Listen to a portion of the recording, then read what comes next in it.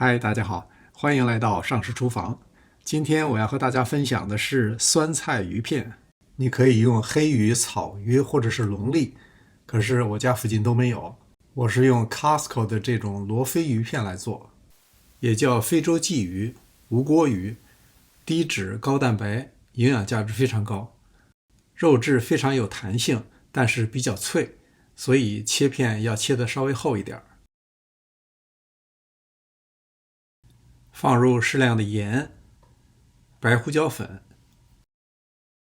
再加一个鸡蛋清。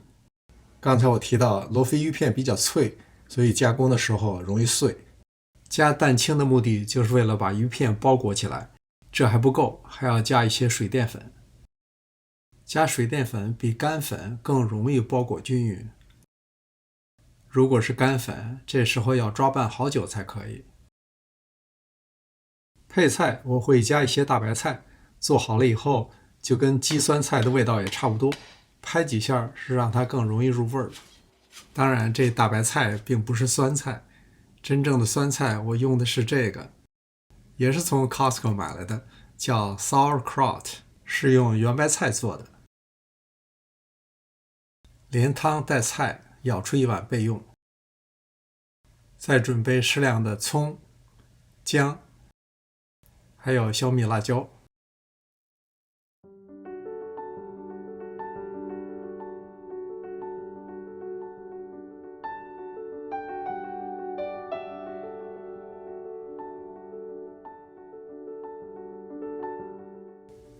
葱姜小米辣爆香以后，下入酸菜，但是别把汤倒进来，先把酸菜干煸一下，然后再下入白菜。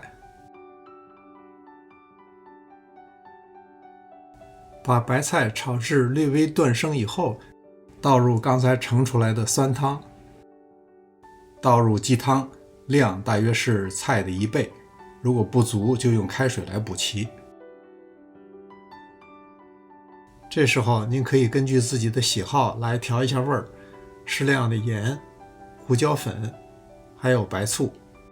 如果您不喜欢过浓的酸味儿，可以不加白醋。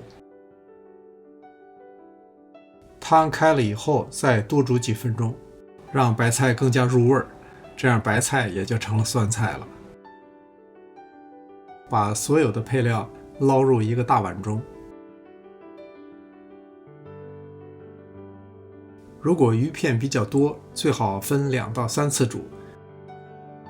倒入适量的料酒。鱼片完全变白以后，立刻捞出。煮的时间过长，鱼片就会碎。把鱼片放在配菜表面。